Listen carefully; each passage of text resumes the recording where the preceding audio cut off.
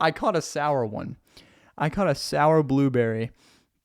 Oh man. See, look, eating blueberries is fun because it's also like playing Russian roulette because you'll get a sweet one, a sweet one, a sweet one. And then all of a sudden you'll get one that's super sour and you're like, I don't know if I want to keep eating these anymore.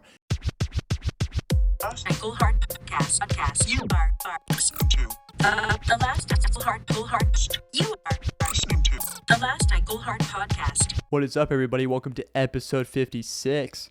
I'm currently trying to figure out how to position myself on the floor because that's where I'm at. If you're just listening, yes, I'm just on the floor. And if you're watching, you get to see my legs in 4K today, and I have to figure out how I'm going to comfortably sit. Because I can't do crisscross. I can't do crisscross applesauce. Is that what you would say as a kid? Crisscross applesauce. Did everybody do crisscross applesauce? Put in the comments if you did something else, but that's always what I called it, was crisscross applesauce. I can't do it for too long or it feels like my groin's ripping in half. But then at the same time, when I opened up with the hands wrapped around the legs, I felt like a girl taking senior photos just like out in the middle of the field. I don't know if every girl does it around the world or around the United States, but I know for a fact in the South there will be at least one photo of a girl in her senior photos, and she's got her hands like this on her knees in the middle of the field, and then just spread it. The next one would just be spread out on a fence, just like this, with her leg like this. And it's just, oh man, I remember senior photos. Oh, especially like if the girl just got broken up with right before senior. Oh, if a girl got broken up with right before she was taking senior photos, you know it's game over. She's just, getting everybody jealous as I kick around everything on the floor. Just, she's going to like sit all like, she's going to be trying to get that ex-boyfriend jealous. I know that for a fact, but I think I'm just going to go, I'm just going to go hands wrapped around knees. I'm going to go full senior girl photos right now. Senior girl photo for the whole podcast. It is a lot more comfortable than the way it looks. I promise it's a lot more comfortable, but sadly, it's over. Sadly, Phoenix has came to an end. Ginseng has came to a complete halt. It is at its ending point. Everybody's left and gone back home, except for your boy. He is on the floor of a friend's house, and I get to have. I was blessed to be able to live here rent-free, honestly, and get to stay here rent-free. I was kind of worried about it.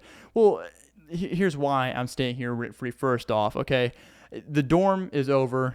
That's already checked out. Everybody's supposed to be going back home. Ginseng's over. The mission trip's over. But before we get all into that, I am staying until I'm staying for a few extra days because I got a gig. I got a comedy gig. I know. Yes, it is. I'm actually very, impressed or surprised. I don't know. I'm stoked, honestly. That's literally the whole thing. Is a complete blessing because I was like, oh, hold on. They just randomly DM'd me and said, hey, you want to do a gig August 3rd? I said, dude, count me in. So August 3rd, if you're in Phoenix, Arizona, August 3rd, 7 o'clock at night at the House of Comedy.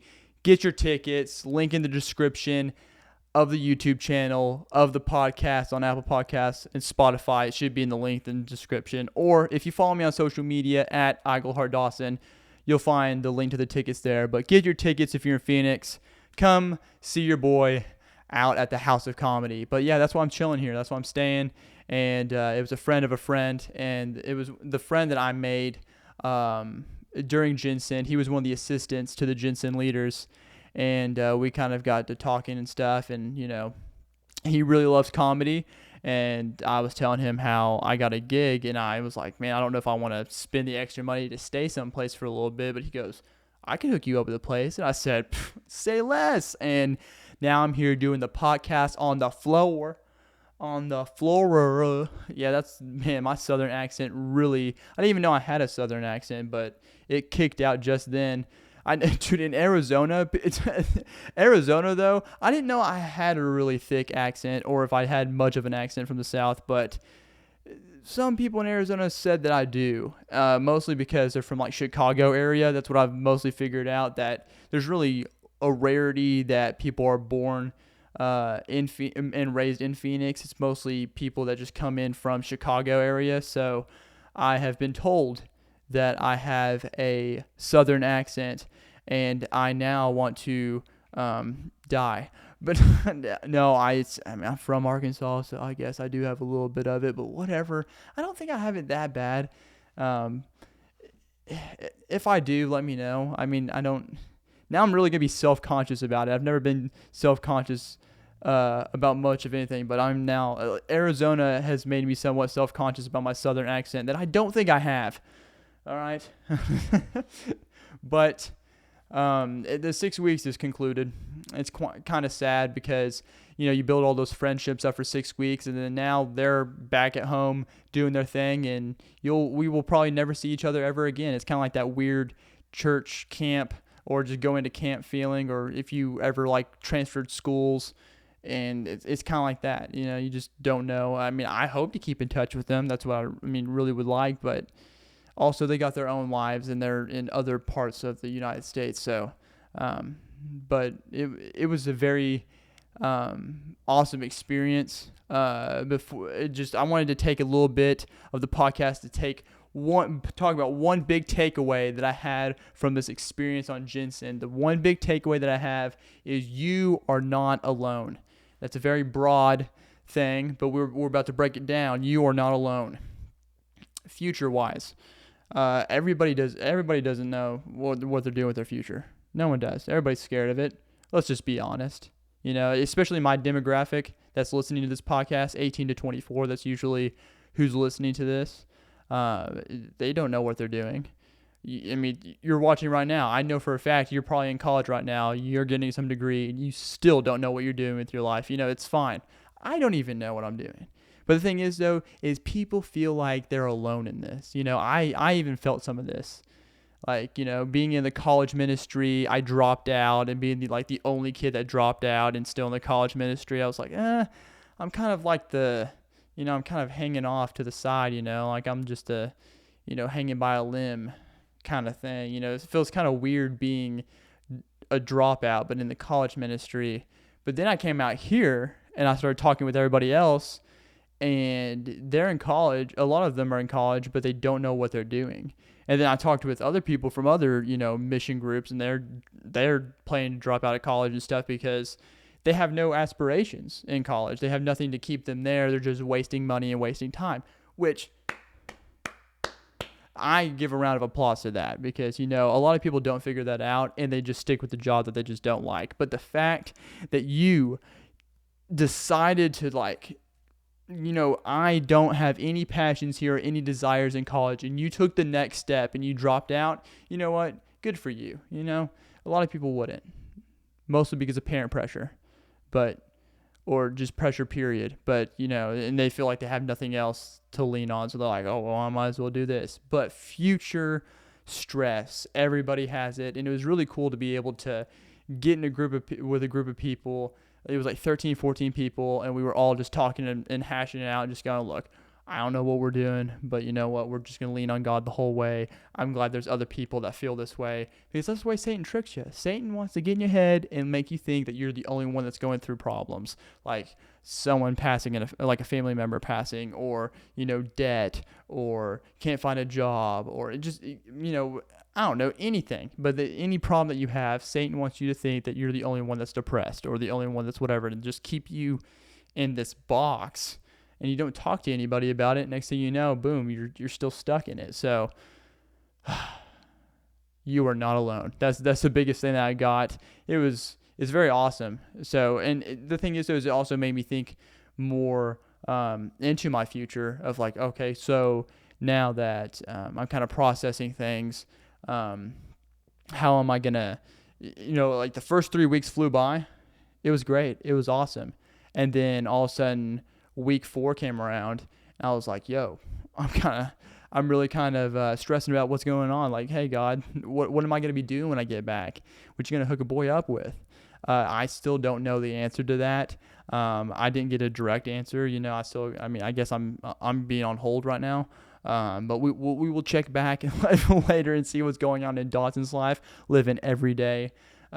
Just next step, I guess. But I'm just really I'm praying about it. But I'm really tempted just to go back home, take the '07 Corolla, rip the back seats out, put a little like not a real mattress, but on Amazon there's like these car bed things, and it's like a bed that fits in a car. To your size car, and I'm just tempted just to pack up all my stuff and go on a road trip and just go ahead and just go do it and go tour around, probably mosey my way back down to Phoenix, live in Phoenix for however long, I don't know. Phoenix is only 5 hours away from Los Angeles. That blew my mind. It's only 5 hours away. So I'm really, really tempted to just go on this traveling thing. I want to really go do stand-up. The more that I talk about it, the more I just want to pack my things up and go do stand-up. Like, oh, Austin Part 2, here we come. No, that's not going to happen. I'm not going to be that stupid this time around, I promise. I just can't do it, but I'm going to be praying about it. But I don't know. I read the book, Just Go Do Something, and if you are glorifying God in what you're doing, then, I mean, I don't think that he could be mad about that. I really don't. I don't think he will. I just got to keep praying about it, but that's something that I'm really thinking about, is just going back to Arkansas, hanging out with the fam, packing up a little bit of things, and just living out of my car for a little bit. It'll be nice. It's something new, That's the big thing. Just packing up and going, man. But Jensen was an awesome experience. Just being on mission.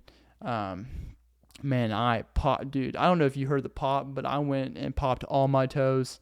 And I got it good. I caught all the piggies, all those piggies. That was a dang. My foot kind of hurts. I've really bent those things down, but it was a really great experience for sure. Getting to be able to learn about the culture more of here in Phoenix. I had a few really cool gospel experiences, gospel conversations. Besides the guy on the sidewalk, Christian. I try to reach out to him, Christian, if you're watching. I don't know if you are or not, but I try to hit you up, dude. I haven't talked to him in a while, but he checked himself into rehab, and that's awesome. But I don't know. I tried to text him the other day, and he hasn't reached back out yet. But I had some pretty cool experiences. Other than that, like at the comedy club, I prayed with a guy in the parking lot. That was pretty cool. Just being able to go out there and just, even though he was just so angry because some guy stole his joke. That's one thing that you don't do in comedy, joke thievery. You just can't go and just be a joke thief. But, he got really angry about it. He went out there in the parking lot, and my friend and I went out there and we talked to him, and it was awesome just being able to go out there and just pray for him. And that really kind of got my mind in the set of like, man, I really love doing this. This would be sick if I am able to if God gives me just a door, just opportunity, or if just gives me the peace of heart just to take my car, transform it into a home or a little bit of a home, and just on wheels, and just go park it places. That sounds fun. I am convincing myself to do it as we speak. I am legit convincing myself. We gotta take a blueberry break. I just caught a glimpse of these delicious blueberries. I switched them out for chips. I know we went on a tangent, but look at these things. These things are delicious, all in 4K. I love me some blueberries. Oh, hold on. Let me get a good. You gotta when you eat blueberries for a while, like I have, and I just eat them by the carton. Like I said, I switched them out for chips. I used to eat a lot of chips, and then I got just a carton of blueberries one day, and I just realized I was like, man, I just love finger foods. And I switched it out with blueberries, and it's been the best decision I've ever made. Even though it does make your poop green. Just to be pre-warned, I know that was, just, do I need to censor that? No, I don't. But just be aware. If you eat a lot of blueberries and one day your poop, just know. that's what this does. It puts a lot of, I don't know, but it just does.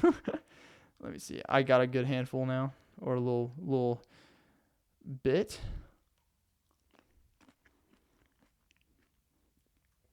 Ooh. Oh yeah, I got them. Okay, I gotta put these back up right now.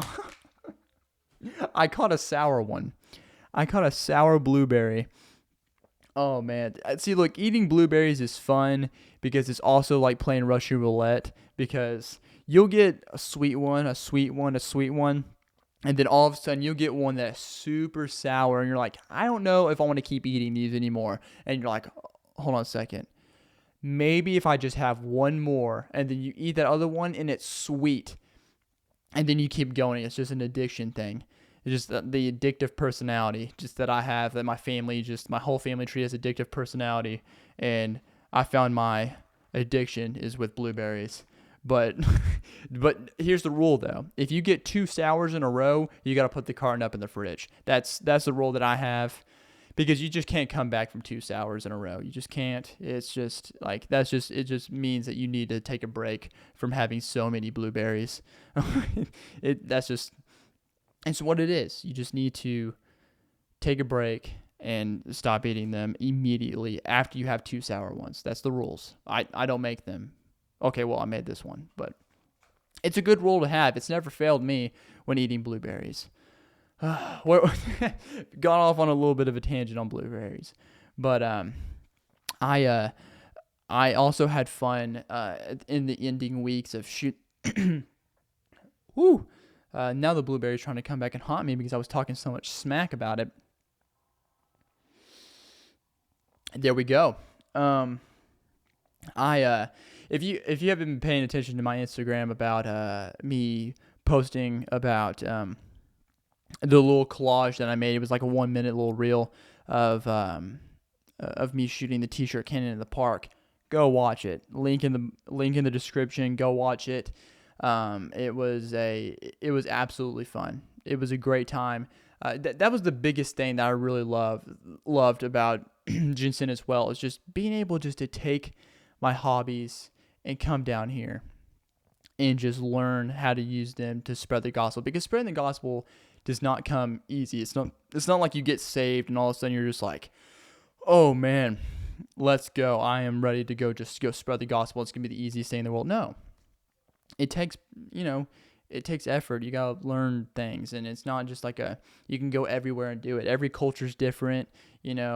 Just because you can do one thing in Arkansas doesn't mean you can do it in Phoenix, or you can do it in New York. They're just all different places, and just communicating with people.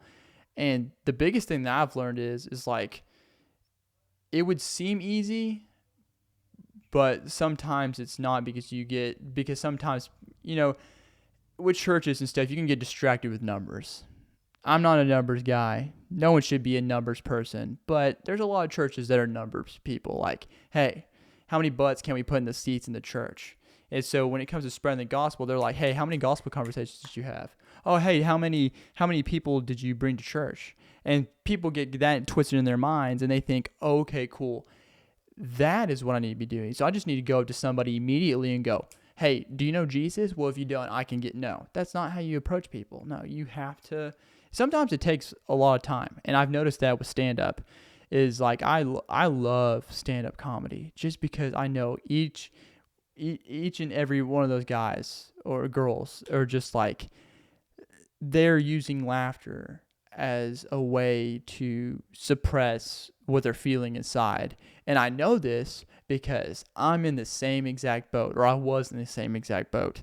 And so it's just really cool being able to get to have conversations with people and just, opening them up and just loving on them. I mean, people just want love. That's really what it is. And that's what I learned. That's the biggest thing I learned, is people just want love, and people just want someone to be able to talk to them and communicate with them.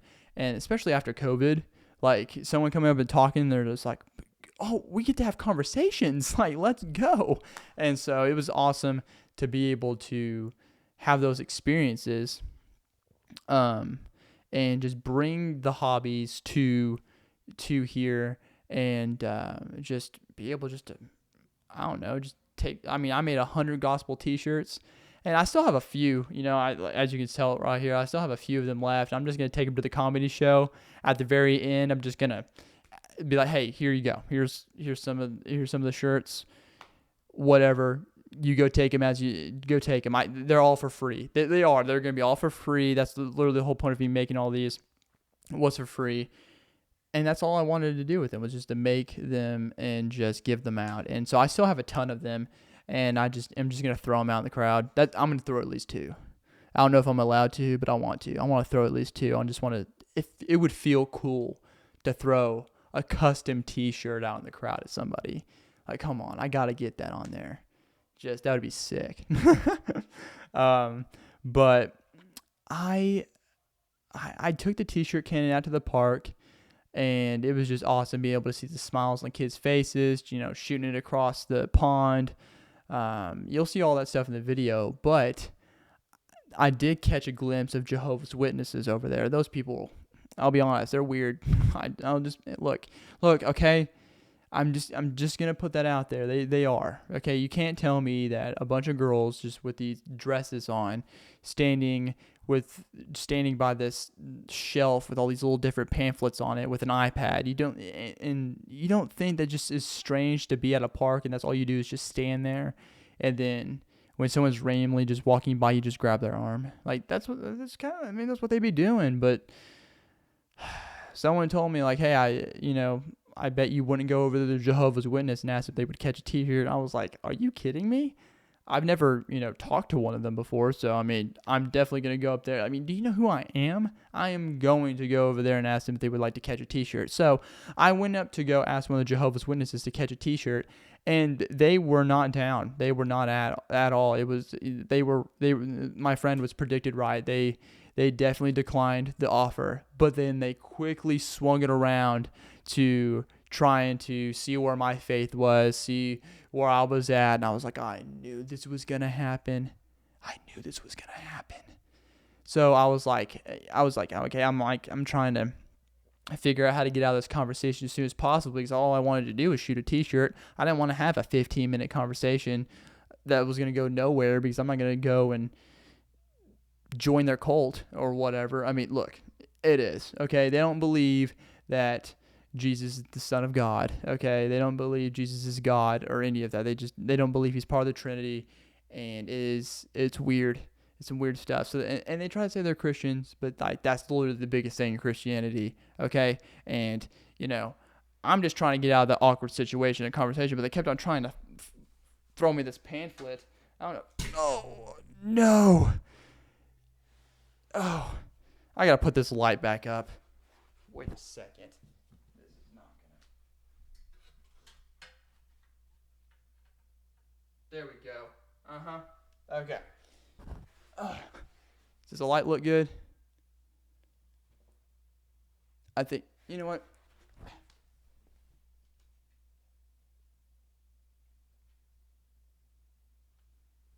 Okay. I think that's the. Okay, I think that's the best it's gonna get. All right. So part of the interruption on the conversation, but dang, come on.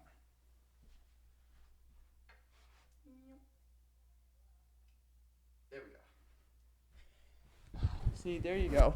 You caught a little glimpse of my OCD. Okay, that's what that was. Like, I saw the light wasn't in the perfect spot that it was last time.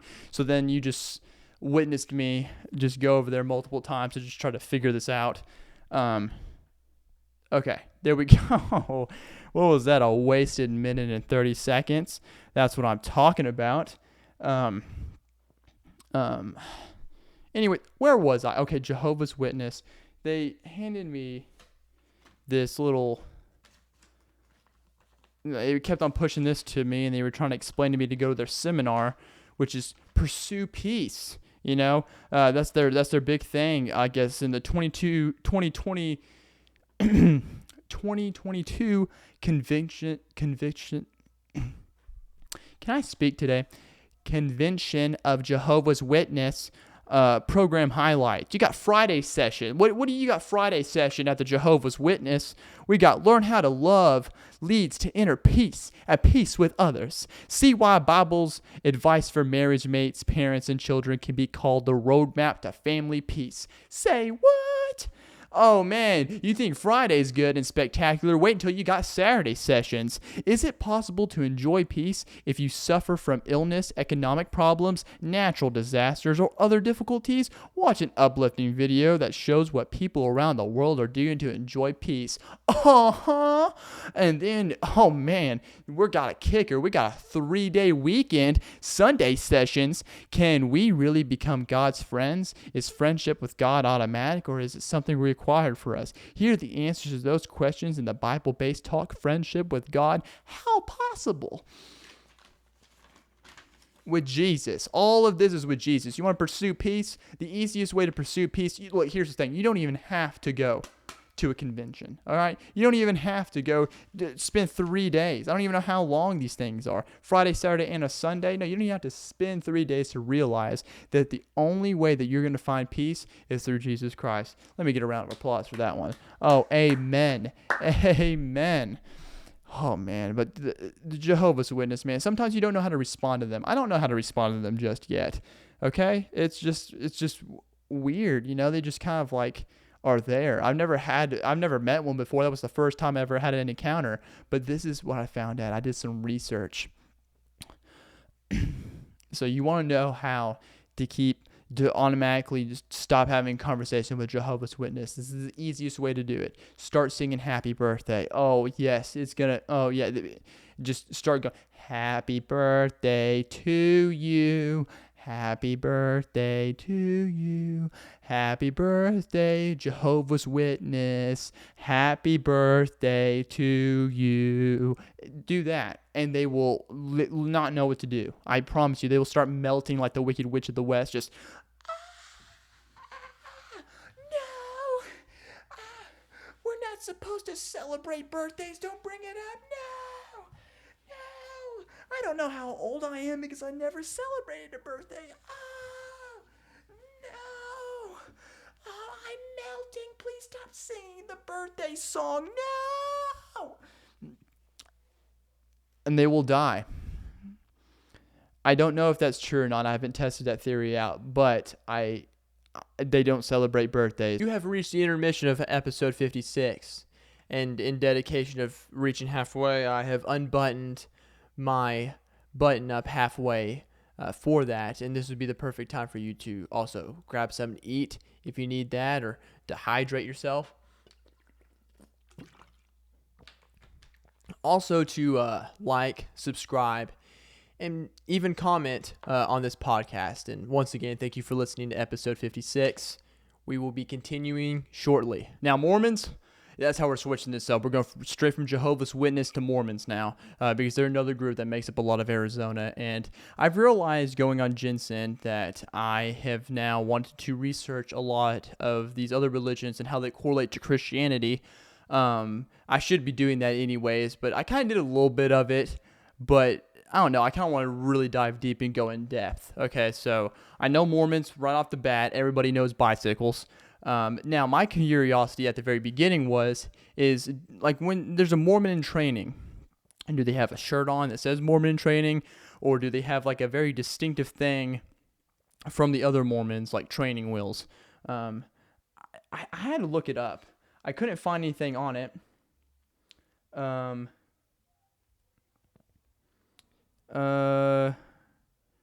wow, training wheels. I couldn't find anything on it. There was some weird. There was a picture of. Anyways, no. Okay, there we go. I found it. It was. I came across.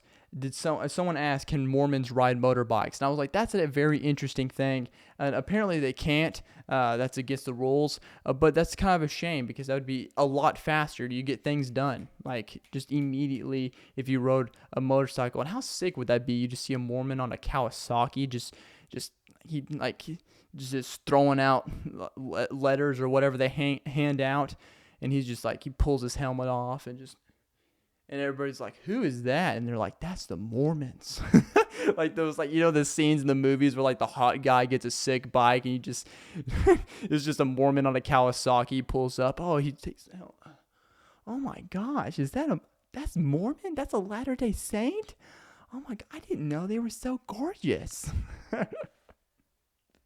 Oh man. But no, they have this book. They have an extra book with the Bible. It's the Book of Mormon, written by Joseph Smith, not the one who was in love with Pocahontas. I thought that. I know. We are in the same thing. I thought Joseph Smith was the one in love with Pocahontas, but no, that's John Smith. John Smith was the one with Pocahontas, not Joseph Smith. So to really dive from that. So just in case if you were wondering that's the confusion that I had. They're completely two different people. That would have made it a lot more interesting, but nope, they're different. But in the Book of Mormon, Joseph Smith, he translated these artifacts from Egypt, and he made this book, and it's, I don't know. I haven't really dug a lot into it, but all I know is then I found out that Mormons can't have coffee. They can't have coffee. That's the biggest thing of all of it. All the little bit of research that I found is that you can't have coffee. You're telling me you can have multiple wives, okay? Which I don't even know how that works. Do you fit 4 king-size beds together and somehow try to make it work? Or how is this working out? But you're telling me you could do that, but can't have coffee. That hurts a Christian's soul, especially mine, because it hurts any Christian, because coffee is a staple for any Christian. It is. It's like as soon as you get saved, you get baptized, and then you get a coffee grinder, that in that order, or you get a coffee membership or a coffee stamp or whatever. It's something to do with coffee right after baptism. It's like you wonder why Christians walk around so happy and go-giddy all the time. It's because of the Holy Spirit and 4 shots of espresso, baby, and that's guaranteed 100%. And it's just so disappointing to hear that that Mormons can enjoy the awesomeness. Just you are missing out on so much. Like, you don't know what it's like to wake up to the smell of coffee in the morning. Oh my, it is the best thing that would just. Your morning's already better when you smell coffee in the morning. It is the most amazing. I can guarantee you that. If you're Mormon watching this right now, you got to come over. You got to come over to my place. I'm telling you. I can make you, I'm telling you, I'll make you a cup of coffee you can't deny. Okay, as soon as you hit your lips, dude, I'm making you a cup of coffee that'll make you convert. Okay, 100%. As soon as you take out of my French press coffee, you're turning that bike in the next day, guaranteed. I promise you. I will be converting Mormons out here with my coffee. Oh, it is. Just my French press is off the walls. Dude, y'all are missing out on the coffee, man. But no, that's all I really have on Mormons, man. But just, you can't have coffee? That's just, I don't know. I read that, and that's what really stuck with me this whole time. Like, everything else, it just kind of slipped through the cracks for a little bit, but I was just like, you can't enjoy coffee. That's really something. But hey, to each their own, I guess.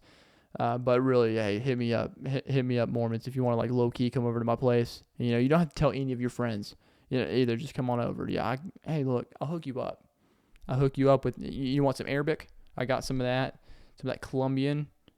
Dark blend, medium roast, whatever you want, dude. Just grind that up. It's a staple over at my place. I grind it fresh every morning. I haven't been able to here recently, but I can't wait to get home. That's literally one of the things that I just can't wait to get home to is my coffee grinder and my French press. My friends, whatever. As long as I got my French press and my coffee grinder and Jesus, I'm good. I got literally the trifecta. Jesus, coffee grinder, and a French press. And, I got my things rolling for me. Who needs friends when you got that? Okay? And I can, hey, I will hook you up. Promise you. But I also had an interesting encounter as well. Some guy saw one of the little, like, I guess they were like little like guest cards that we were like handing out that were up for like the church plant, and a guy on the sidewalk just like looks at one of them, and I think he was homeless. I'm pretty sure he was homeless, but either way, I think he saw the Baptist on the little form, or like not the form, but the little like things that we were handing out to people that were curious about the church plant.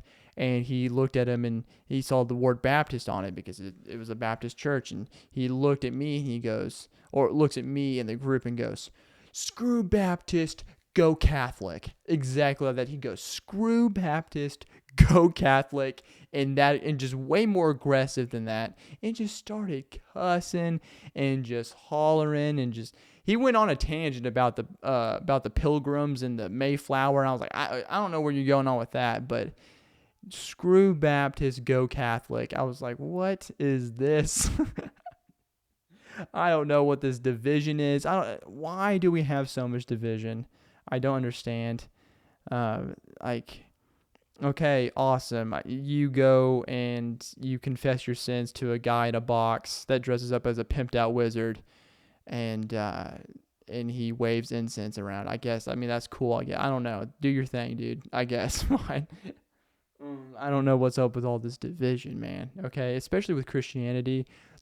I still can't get over that. There's 200 different denominations alone in the United States. That is nuts. Nuts, I tell you. 200 different denominations alone. And what is there not to, like, if you ask, I'm fairly certain of these 200 denominations, if you put them in a room and you ask them what the main belief is they're like, hey, it's the gospel, Jesus, he died on the cross for all of our sins. He rose 3 days, and then he rose again, and we believe in the gospel. I'm like, all right, cool. We could all agree on that, and everybody's like, all 200 of them are nodding their heads. And I'm like, so what's the deal here? And they're like, well, that guy over there, he likes different music. Okay, what? All right, cool. Well, this guy, we like to wear hats during service, and these people don't like to wear hats during service. Okay. Well, we only use like grape juice during service, but they use wine. And you're just like, whatever. These traditions suck. Just get it together, Christians. Okay, get it together. We need to be all on one mission, all like just going to spreading the gospel. Who cares about all these little traditions that don't even matter anyways? Okay. All right. Little rant right there for the, I don't know. Screw Baptist, go Catholic. Like we're sports teams, man. I'm for the wrong team, I guess. I guess I'm for the wrong team. Who knows,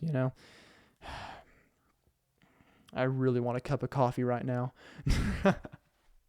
But I know now we're getting into the fun stuff towards the end of the podcast, but I was really excited to also come down here because there is some fun things that I've wanted to do, besides, be able to expand and, learn how to spread the gospel through my hobbies. I wanted to attend a certain church, and the head pastor is Mark Driscoll. And if anybody knows who Mark Driscoll is, you must have listened to the Rise and Fall of Mars Hill. And everybody, like, dude, it's like been blowing up with Christians like last year, especially last year. The Rise and Fall of Mars Hill podcast was like on everybody's like thing. It blew up in my church, in the college ministry. Everybody was listening to it. And if you haven't listened to it, please, I encourage you to go listen to it. It's a very good podcast about, like, basically Mars Hill was a church. Mark Driscoll was the head pastor, and, it rose really, really quickly. It gathered a lot of a following and just, like, quickly collapsed within, like, 2 years. And it was absolutely just, I don't know, it was just a crazy podcast just describing, like, the things that were in it. To make it fall, and just how power hungry he got, and just very just ego, and just, I don't know, just typical like, when you rise that fast, things can probably get to your head. So it's like, I mean, to him, things just got to his head. But it was a very interesting podcast. And I'm one of those guys that's like, all right, cool. I listened to a podcast about it, and then I found out that he had a church. And I'm like, now I got to go see it. It's kind of like Scientology. I brought up Scientology twice in this podcast. I didn't even realize I was going to bring it up, but that many times. But it's like with Scientology, I listened to all these podcasts. I watched all these videos on it. I did a presentation on it, and then lo and behold, whenever I find a church of Scientology, I have to walk in it. No matter if I believe in it or what, just because I don't believe in it doesn't mean I'm like not gonna want to walk. It's like I've done so much research on this thing. I have to go in there and witness it for myself. So it's the same thing with Mark Driscoll. I don't know if necessarily the dude's changed or not, but I was gonna go in there and I was gonna be like, look, I've listened to the Rise and Fall of Mars Hill. I'm gonna go in there and I'm just gonna go and experience it, which was very interesting because I watched this. I think it would have been funny if I walked into the church and just been like up to people, like, oh, hey, how's it going? Are you doing good or whatnot? And like tapped on one of the people that were like in front of me in one of the front of the rows and just be like, hey, are you here from the Rise and Fall of Mars Hill podcast? I wonder if that would be a cuss word in that church. Like if you say the words Mars Hill, like they all turn and like they just like kick you out. I don't know. I didn't test it out. I went there and I went in there with an open mind. Okay, I did not go in there planning to just tear this church to shreds. I'm not trying to do that, but I wanted just to go and just have the experience since I had all this information in my head. So, and I was already in the area. I was 12 minutes away. You have to go at that point. So I went, and first thing that I noticed is the building, which I'm popping up a picture of right now. And the building looks a lot similar to a UFO, which was very interesting. So I felt like, okay, cool. I'm going to walk in here. As soon as he's done with his sermon, he's going to have everybody drink the Kool-Aid. And we are going to fly off into the sunset in this UFO-shaped church. The building was very shaped a little odd. But then I was like, okay, cool. This is nice. So I walked in. I kind of got two haze, and then I went and walked and sat down, and it had a nice scenery to it. Like I was like, all right, cool. It smells great in here. Like it feels nice. Like it was heavily secured, man. I'm talking heavily secured. He's got his bodyguards for sure. Got his bodyguards now. Because like I walked in with my backpack and I sat down. The security guy came up to me and goes, hey, we typically don't, like people bringing backpacks in, but in order for you to have your backpack in here today, I'm going to have to check it. So the dude opens my backpack and he just kind of like, flips his hand through it. And I was like, are we good? He goes, okay, cool. Yeah, we're cool. But then like, he kind of just stood off to the side and I felt like the whole service, he was just breathing down my neck. I don't know. That was very weird. That was kind of like the kickoff of it. Then the worship happened. The worship was pretty good. But like, the worship there is like very like concert-y. Like I'm talking like just like it has like a long intro. Like everybody get up today and worship with us. And you just hear the piano just dun, dun, dun, fog coming out. Some guy just grabs the mic and then like a light shines down. He's just like, Jesus, the King of Kings. You just, I don't know. I don't even know if that's a song, but like you can just feel that it was a very big concert feel. But I did love the worship. It was good. Like it had a full band, synthesizers, pianos. I'm all for full band worship. Like I know some people are just like straight back in the past and they still love the hymns where there's no instruments and it's just straight, oh, But nah, I'm good. Nah, I can rock with the instruments. Like, man, okay, I listen to Christian rap. I'm down with the modern worship music. So I loved it. Then came the service, and the service I was like, okay, cool. I'm actually gonna see him. Nope. There was just this big screen that came down, and it just played a rerun of the same sermon that he did on Saturday, apparently. When you go onto the website, you see that there is a Saturday night church service, which I was not aware of at the very beginning. Hold on, where are we at? Okay, cool. So I went to their website before I went to the church, and I was not aware that they have Saturday evening service. I've never heard of a church doing Saturday evening. If there is another church that does, let me know. But I don't think there is. I don't even think Elevation or Transformation Church does Saturday, because I looked it up. But this was a very interesting topic point, and I was wondering, why would they ever do Saturdays? Like, it's just one day, get up in the morning and go to church and whatnot. Like, I don't know, like, why would you need to do a Saturday service, unless like the building's just so small that you need to have another day to be able to do so many other services. Well, come to find out, this is the reasons why. Do you and your family want to come to a free event? No. Hold on. No, okay. Okay, here you go. This is some of the points. Sorry, I was reading some other thing.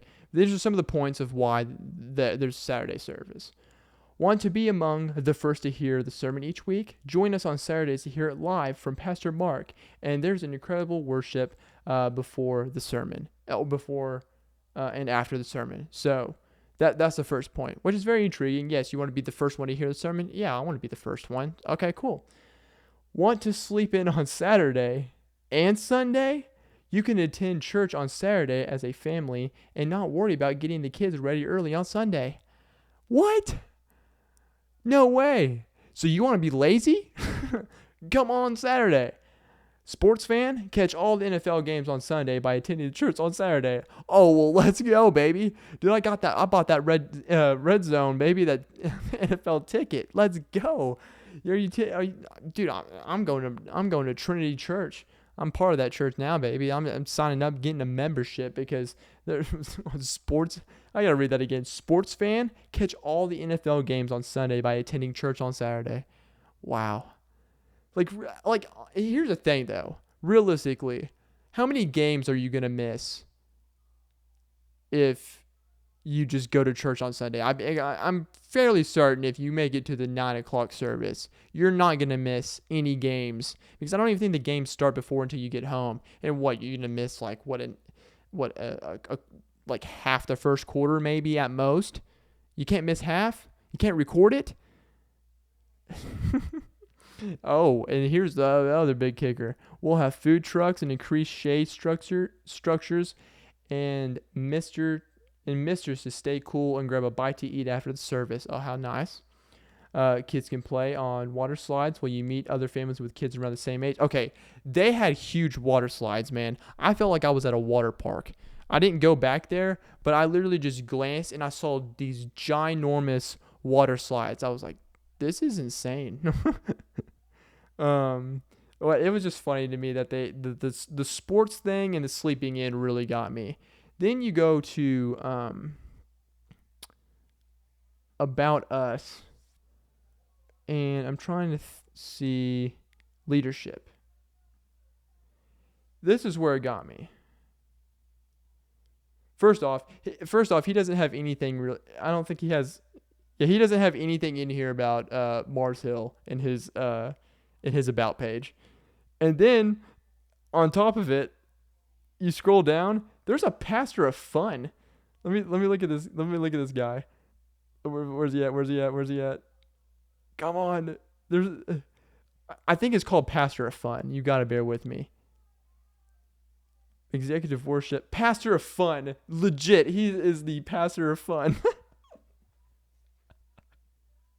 Oh, I'm just going to, dude.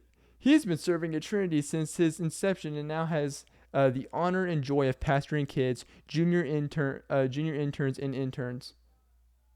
His title is no accident, as he plans epic events and parties to practice for heaven and bless the families of Trinity. With a degree in entrepreneurship from Point Loma and many years working at Christian camps, he loves serving in ministry along with his wife. He is passionate about developing culture and helping the next generation get excited about their relationship with Jesus. Pastor of Fun. Wow. Give me that role. I would love to be paid just to be the pastor of fun. Like, you're sad at Trinity Church, then just go to the I think that's kind of redundant. There's no point of having a pastor of fun. Everybody can incorporate some way to have fun. There's a pastor. That's awesome. A pastor of fun. Let's go. But I don't know, man. It was a very interesting experience. Out of my sermon notes, he really jabbed at polygamy today. That's what he really jabbed at. So I know I brought up Mormons. So did Mark Driscoll. He brought up that he thinks polygamy is going to be it's going to be very popular later on in life. I found out that Joseph Smith had 40 wives. I don't even know if that's true. I thought it was just Pocahontas. Muhammad had 11 wives, and one of them was 6 years old. I found that out from him. The reason why there's Mormons in Arizona is because they got kicked out in Utah, and they kind of just moved on over here to move on here to Arizona to gather up. Those are kind of the big main ones, and then he tied in polygamy with some like this is his main like kicker to like leave with. Sometimes when you get what you want, it's not what you need, and that's what he tried to tie in with polygamy. And I was like, oh no, it happened a second time. Ouch! Ouch!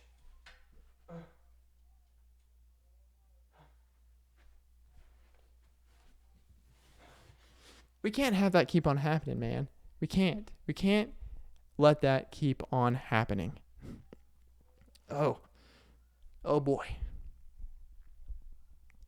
Anyways, I don't know.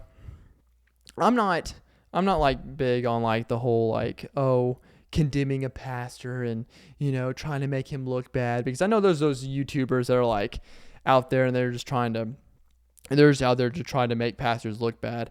I just honestly was like, okay, I looked into the Rise and Fall of Mars Hill podcast. I was like, man, I'm very interested of what this guy's doing now. And I don't know. It just didn't seem like he had any sense of direction. And it was like very, I don't know. I felt like I was more at a comedy show than I was a sermon. He made me laugh multiple times. So, I mean, it was very interesting, to say the least. But it was very different.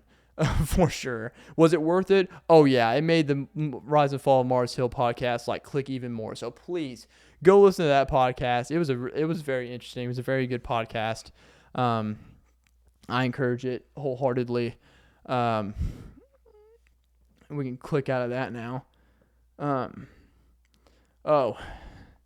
Before I get into the Bible verse, I got to dust off a little bit about the Grand Canyon and what my experience was, because everybody's like, oh, before you die, you have to go to the Grand Canyon. Are you ready? Are you ready for the rating of the Grand Canyon? I went, dude. Are you ready for the rating?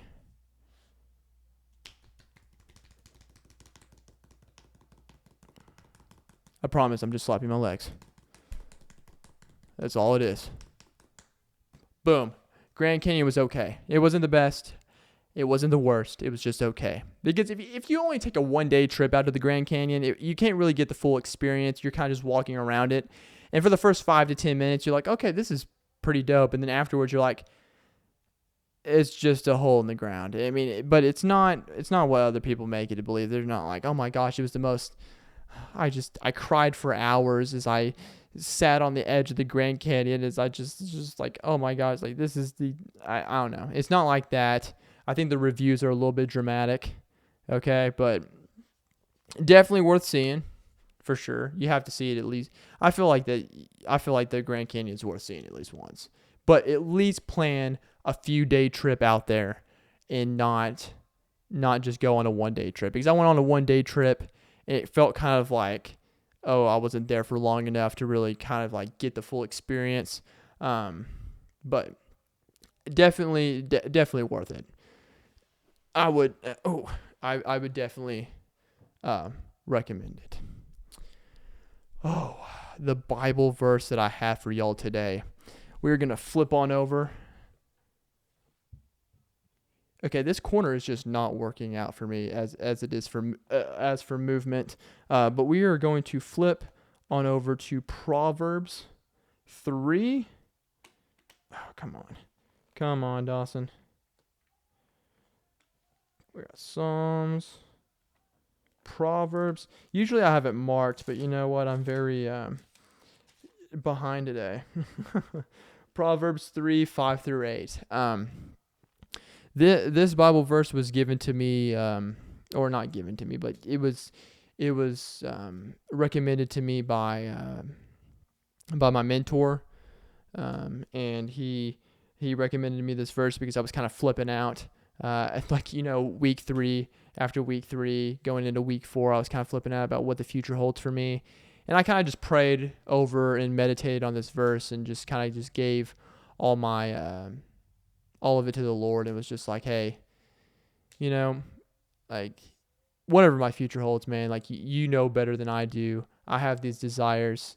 If these desires are, you see these in my future, then go for it. If not, whatever. So it's like I feel a lot more at peace being able to pray on this verse and meditate on it. And I think this verse will be good for y'all as well. So it's Proverbs 3, 5 through 8. Trust in the Lord with all your heart and do not rely on your own understanding. Think about him in all your ways and he will guide you on the right path. Don't consider yourself to be wise. Fear the Lord and turn away from evil. This will be healing for your body and strengthening for your bones. That is a very good verse when you're just like super stressed out about life. I feel like a lot of people are in their own little ways. I've bumped into a lot of people that are just stressed out about their futures. And because they're young, around my age, you just don't know what's going on. You don't know if you're making the right decisions or not.